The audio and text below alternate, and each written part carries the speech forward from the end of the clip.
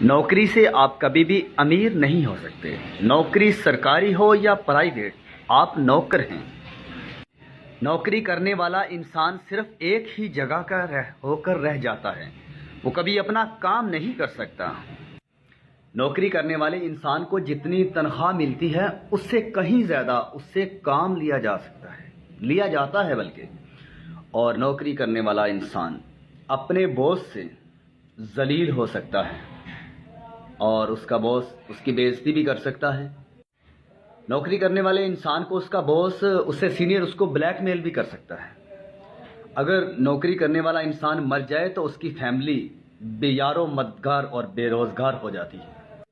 نوکری کرنے والا انسان بے سکون رہتا ہے، اگر سکون ہو بھی تو بہت سست۔ اور نوکری کا سب سے بڑا مسئلہ آپ کے لیے یہ ہے کہ آپ کی آزادی ختم ہو جاتی ہے۔